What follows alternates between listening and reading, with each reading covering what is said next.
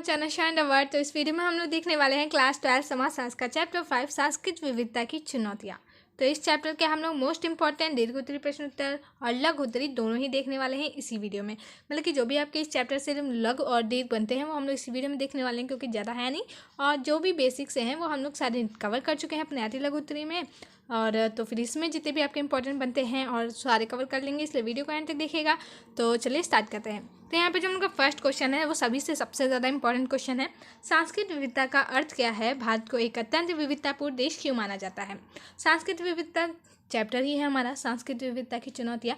तो सबसे पहले हमें ये समझना जरूरी है कि सांस्कृतिक विविधता होता क्या है। पहले हम लोग देख चुके हैं, जो वीडियो नहीं देखी तो देख लीजिएगा, बहुत इंपॉर्टेंट वीडियो है। तो इसमें हम लोग देखेंगे सांस्कृतिक विविधता क्या होता है। तो चलिए देखते हैं। तो सांस्कृतिक विविधता शब्द असमानताओं की तुलना में अंतरों पर ज़्यादा ध्यान देता है। मतलब क्या बताया जा रहा है, जो सांस्कृतिक विविधता का अर्थ है वो असमानताओं पर नहीं लगाया जाता है, बल्कि जो अंतर होते हैं उन पर रखा जाता है। जैसे कि एग्जाम्पल के रूप में समझिए, जब हम ये कहते हैं कि भारत एक महान संस्कृति विविधता वाला देश है, तो हमारा आशय यह होता है कि यहाँ कई प्रकार के सामाजिक समूह व समुदाय निवास करते हैं। यह समुदाय सांस्कृतिक चिन्हों जैसे भाषा, धर्म, पंथ, प्रजाति या जाति द्वारा परिभाषित किए जाते हैं। इन सब कारणों से जो भारत को है एक अत्यंत विविधतापूर्ण वाला राष्ट्र कहते हैं। तो क्या होता है कि जो हमारा देश है यहाँ पे विभिन्न संस्कृति के लोग निवास करते हैं, विभिन्न धर्म के लोग निवास करते हैं, विभिन्न जाति, प्रजाति, भाषा आदि अलग अलग विभिन्न सब चीज़ों के लोग निवास करते हैं। तो इससे क्या होती है, उनकी असमानता थोड़ी है कि वो उनको किसी को ज़्यादा सम्मान मिल रहा है, किसी को कम मिल रहा है, किसी को ज़्यादा मिला जा रहा है, या कोई ज़्यादा आगे जा रहा है, कोई पीछे रह जा रहा है, ऐसा तो नहीं है। लेकिन उनमें अंतर बहुत होता है। जैसे कोई और भाषा बोलता है, कोई अलग व्यक्ति कोई अन्य भाषा बोलता है, कोई अलग जाति का है तो कोई अलग जाति का है, कोई अलग धर्म का है तो किसी की प्रजाति अलग है। तो ये हो जाती है, उनके अंदर अंतर आ जाता है थोड़ा बहुत। तो ये चीज़ जो होती है ये हमारी सांस्कृतिक विविधता कहलाती है। जो हमारा भारत देश है इसमें बहुत सारे लोग निवास करते हैं, बहुत सारी धर्म, संस्कृति, प्रजाति, जाति सब निवास करती है। इसी वजह से हमारे देश को क्या कहा जाता है, अत्यंत विविधतापूर्ण वाला राष्ट्र कहा जाता है। फर्स्ट क्वेश्चन समझ में आ गया होगा, मैं भी समझ में आ गया होगा। चलते हैं हमारे सेकंड क्वेश्चन पे।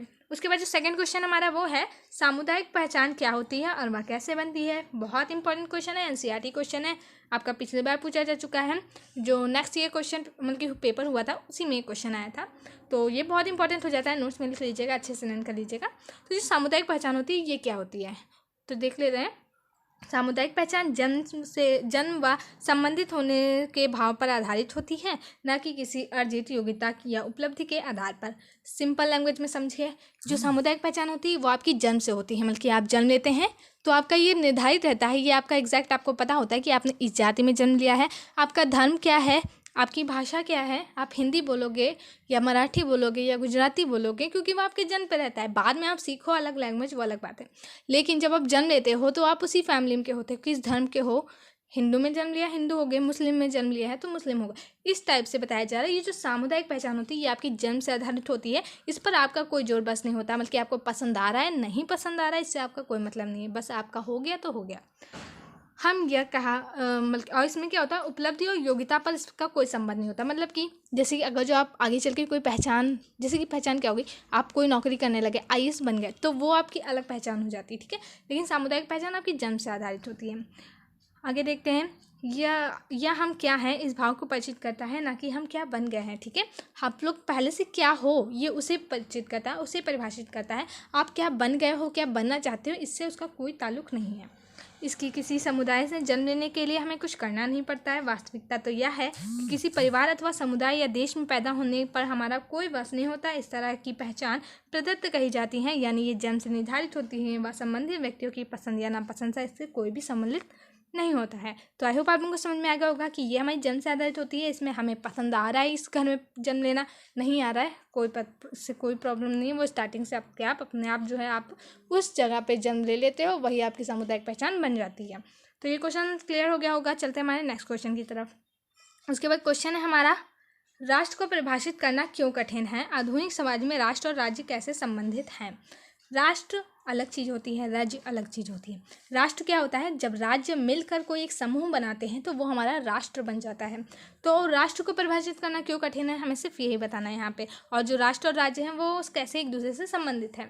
ठीक है, आज किसी राष्ट्र को परिभाषित करना काफ़ी कठिन कार्य है तथा इस संबंध में यही कहा जा सकता है कि देश एक ऐसा समुदाय होता है जो अपना राज्य प्राप्त करने में कामयाब हो गया हो। मतलब क्या बताया जा रहा है कि जो राष्ट्र है उसको परिभाषित करना कठिन कार्य होता है, क्योंकि इसके संबंध में बहुत सारे ऐसे कथन कहे गए हैं, जैसे कि अगर जो एक राष्ट्र, यहाँ पे राष्ट्र होना चाहिए था या देश भी कह सकते हैं, ऐसे समुदाय होता है जहाँ पर बहुत सारे राज्य मिलकर एकत्रित रूप से कार्य करते हैं। दिलचस्प बात यह है कि इसके विपरीत रूप भी अधिकाधिक का सत्य है। जिस प्रकार आज भावी या आकांक्षी राष्ट्रीयताएं अपना राज्य बनाने के लिए अधिकाधिक प्रयत्नशील हैं, वैसे ही वास्तविक राज्य की यह दावा करना अधिक से अधिक आवश्यक मान रहे हैं कि वे एक देश का प्रतिनिधित्व करते हैं। मतलब क्या बताया जा रहा है कि जो राष्ट्रीयताएं हैं वो अपना राज्य बनाने के लिए अधिक प्रयत्नशील है, बहुत ज़्यादा प्रयत्न कर रही हैं। वैसे ही जो राज्य होते हैं वो ये दावा कर रहे हैं कि वो एक देश के प्रतिनिधित्व करते हैं। ठीक है, आधुनिक युग का एक विशिष्ट लक्षण है कि राजनीतिक वैधता के मुख्य स्रोतों के रूप में लोकतंत्र व राष्ट्रवाद की स्थापना।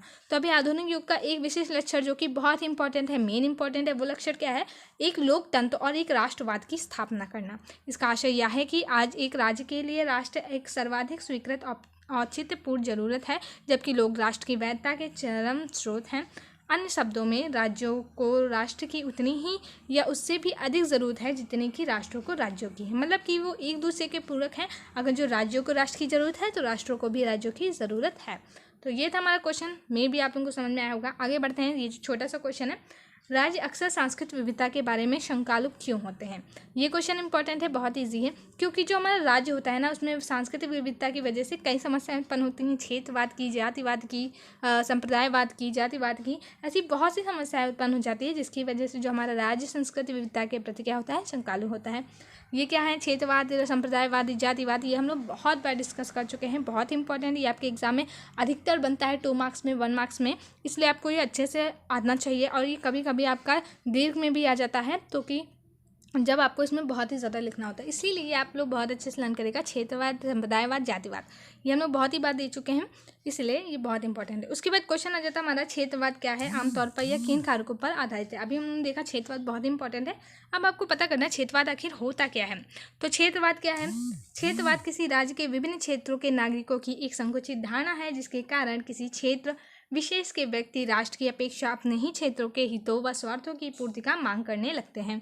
क्षेत्रवाद अगर जो आप बहुत ही ईजी लैंग्वेज में समझेंगे, अपनी लैंग्वेज में समझते हैं, तो क्षेत्रवाद एक ऐसी भावना है व्यक्तियों के अंदर जो कि उनको अपने क्षेत्र के प्रति बहुत ही ज़्यादा सेल्फिश, मतलब कि बहुत ही ज़्यादा क्या कहते हैं, अपने क्षेत्र को ही स्वार्थ देखते हैं वो लोग, बल्कि अपने क्षेत्र का ही चाहते हैं, बल्कि अन्य क्षेत्र या फिर अन्य जगह की अपेक्षा। जैसे कि आप एक जगह रहते हैं, मान लीजिए आप उत्तर प्रदेश में रहते हैं, उत्तर प्रदेश के किसी क्षेत्र में रहते हैं, अपनी कॉलोनी में रहते हैं या फिर अपने अपार्टमेंट में रहते हैं, तो आप चाहेंगे हमारे अपार्टमेंट का जो विकास है या फिर जो हमारे अपार्टमेंट का डेवलपमेंट हो वो बहुत ही ज़्यादा हो। तो ये जो भावना हो जाती है, ये आपका क्षेत्रवाद की भावना कहलाती है। उसके बाद यहाँ पे कुछ हिस्ट्री दी गई है हमारे क्षेत्रवाद से रिलेटेड। देखिए, स्वाधीनता प्राप्त के पश्चात देश के सभी क्षेत्रों का संतुलित विकास नहीं हो पाया, जिसकी वजह से जो क्षेत्रवाद की भावना थी वो उत्पन्न हुई थी। जब हमारा देश स्वतंत्रता मतलब कि प्राप्त किया तो उसने बहुत ही हद तक कोशिश की कि पूरा देश अपना जो है वो विकास की ओर बढ़े, लेकिन कभी भी चाहे जितना प्रयास करे कोई ना कोई क्षेत्र रह जाता है, कि एकदम समान संतुलित बनाकर कोई नहीं विकसित कर सकता। इसीलिए ना कहीं कहीं जैसे जहाँ पे रह गया वहाँ पे विकास नहीं हो पा रहा, वो सरकार के डर से रह गए, तो ऐसे में क्या होता है, उनके अंदर जो है क्षेत्रवाद की भावना विकसित हो जाती है कि देखो ऐसा उनके वहाँ इतना विकास हो रहा है, हमारे वहाँ नहीं हो रहा है। तो इस टाइप से ये सारी जो प्रॉब्लम होती है इसी वजह से आती हैं। स्वतंत्र कश्मीर, खलिस्तान, प्रथम नागालैंड आदि की मांगें उठने लगी। दक्षिण भारत में भी भाषा व अन्य कारणों से अलग अलग राज्यों का गठन होने लगा। आरंभ में द्रविड़ मुन्नेत्र कड़गम पार्टी ने भारत के से पृथक होने की धमकी देना प्रारंभ कर दिया। 1963 में भारत सरकार के कानूनों को पास करके विघटनकारी तत्वों का नियंत्रण किया गया। इसमें द्रविड़ मुन्ने कड़गम ने संघ के पृथक होने की मांग छेड़ दी, लेकिन राज्यों के द्वारा अधिकारों की मांग की। इसी तरह अकाली दल ने 1950 से 1960 तक पंजाबी सूबे की मांग की। जो अकाली दल था उसने 1950 से 1960 के बीच में पंजाब का मांग की थी, जिससे कि जो 1960 था 1960 में जो पंजाब और हरियाणा था वो अलग हो गए थे, जबकि वो दोनों पहले एक ही थे। ऐसे ही खालिस्तान की मांग भी जारी रही। 1983 से 92 के बीच उग्रवादियों द्वारा हिंसक कार्यवाही की जाती है। असम राज्य के मिजो पहाड़ी नेता भारत संघ के पृथक होने की मांग कर रहे थे। क्षेत्रवाद की वजह से समय समय पर भाषा के आधार पर राज्य जो है अलग अलग हो रहे थे, राज्यों की मांग हो रही थी। 1953 में भाषा के आधार पर आंध्र प्रदेश की स्थापना हुई थी। 1956 में भारत भाषा के आधार पर 19 राज्यों का गठन हुआ। इसके बाद कई राज्यों की स्थापना की गई थी। तो ये कुछ हुआ था भाषा के आधार पर जो राज्यों का पुनर्गठन हुआ था, और बहुत सारे कारण होते थे। उसके बाद नेक्स्ट है क्षेत्रीय असंतुलन क्षेत्रवाद का कारण। मतलब कि जो क्षेत्रीय असंतुलन होता है क्षेत्रवाद का सबसे बड़ा कारण माना जाता है। जैसे इसमें क्या होता है, क्षेत्रीय असंतुलन ही क्षेत्रवाद की सबसे बड़ी वजह है। देश का कोई भाग उपजाऊ है, कोई पथरीला है, कोई रेगिस्तानी है, तो कोई पहाड़ी है। देश के विभिन्न क्षेत्रों में विभिन्न भाषाएं बोली जाती हैं। क्षेत्र के असंतुलन से क्षेत्र के लोगों में असंतोष उत्पन्न होता है। क्षेत्रीय असंतुलन की वजह से ही क्षेत्रीय राजनीतिक दलों का जन्म होता है तथा वे राष्ट्रीय हितों की तुलना में क्षेत्रीय हितों की पूर्ति का मांग करने लगते हैं। अभी क्या बताया जा रहा है कि जिससे जो देश है हमारा, उसके कई भाग हैं जो कि उपजाऊ हो जाते हैं, कई पथरीले हैं, कहीं पे बंजर ज़मीन हो जाती है, कहीं पे बेकार होती है, कहीं रेगिस्तान हो जाता है, कहीं पे बहुत ही पहाड़ी इलाका हो जाता है, कहीं पे बर्फ़ गिर रही, कहीं कुछ है। तो मतलब अलग अलग सारी जगह का जो परिस्थिति होती है वो अलग अलग होती है। कहीं की भाषा अलग बोली जाती है, कहीं पे अलग धर्म के लोग रहते हैं। तो इस टाइप की वजह से जो क्षेत्रीय संतुलन होता है, इससे भी जो है क्षेत्रवाद की भावना बहुत ही अधिक जागृत हो जाती है। अरुणाचल प्रदेश, नागालैंड आदि देशों में कुछ ऐसे हिस्से हैं जहाँ आर्थिक विकास पर्याप्त नहीं हुआ। सीमाओं व नदी जल बंटवारे के कारण भी वैनमस उत्पन्न होता है। इस तरह क्षेत्रीय असंतुलन क्षेत्रवाद को बढ़ावा देता है। मे भी आप लोगों को ये वाला क्वेश्चन भी समझ में आ गया होगा। आगे बढ़ते हैं नेक्स्ट क्वेश्चन पे। आपकी राय में क्या राज्यों के भाषाई पुनर्गठन ने भारत का हित या अहित किया है? तो जो भाषाई पुनर्गठन है राज्यों का, उससे अहित किया है। कैसे किया है? क्योंकि इसमें अलगाव की भावना को बल मिलता है। जो अलगाव की भावना होती है वो ज़्यादा जागृत हो जाती है। आज दक्षिण भारत के बहुत सारे लोग, जो दक्षिणी भारत के लोग हैं, वो हिंदी को अपनी राष्ट्रभाषा मानने से इनकार कर रहे हैं। फिलहाल हिंदी हमारी राज्य भाषा है, राष्ट्रभाषा है भी नहीं। उसके बाद आगे बढ़ते हैं। उसके बाद है अल्पसंख्यक वर्ग क्या होते हैं? अल्पसंख्यक वर्गों को राज्य के संरक्षण की क्यों आवश्यकता होती है? जो अल्पसंख्यक वर्ग हैं वो क्या होते हैं? अल्पसंख्यक से ही आप तात्पर्य लगा सकते हैं कि जिनकी संख्या कम होती है, मतलब कि अल्पसंख्यक। एक निर्धारित समाज में लोगों का ऐसा समूह जो अपने विशिष्ट शारीरिक तथा सांस्कृतिक विशेषताओं की वजह से अल्पतम हो। मतलब कि एक निर्धारित समाज में ऐसे लोग जो कि या तो अपनी भाषा के आधार पर कम हो, या उनकी जनसंख्या कम हो, या फिर किसी अन्य विशेषता की वजह से उनकी संख्या कम हो, तो वो अल्पसंख्यक कहलाते हैं। तथा अपने आप को उस समाज के अंदर असमानता की स्थिति में पाते हों और उन्हें लगता हो कि वो जो है उनके साथ अन्याय हो रहा है, या फिर किसी और को अधिक बढ़ावा मिल रहा है और उन्हें कम, तो ये अल्पसंख्यक कहलाते हैं। इन अल्पसंख्यकों समूहों में नरजातीय अल्पसंख्यक भी सम्मिलित किए जाते हैं। अल्पसंख्यक समूहों की धारणा समाजशास्त्र में व्यापक रूप से इस्तेमाल किया जाता है। इसका एक संख्यात्मक विशिष्टता के अतिरिक्त और अधिक महत्व है।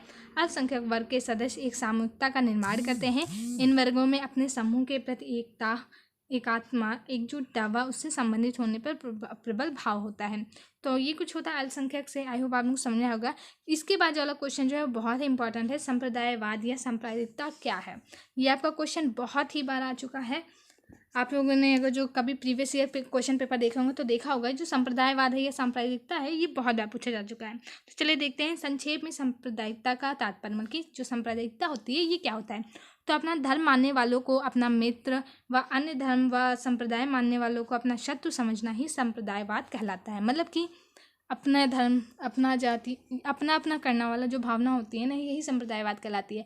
जैसे कि मान लीजिए कि हम हिंदू हैं और तो हम हिंदू को ही अपना मान रहे हैं कि यही सब मेरे फ्रेंड हैं, यही इन्हीं से हम बोलेंगे, इन्हीं का हम लोग ही चाहेंगे, इन्हीं के साथ रहेंगे। तो ये वाली जो भावना होती है ना, ये संप्रदायवाद कहलाती है।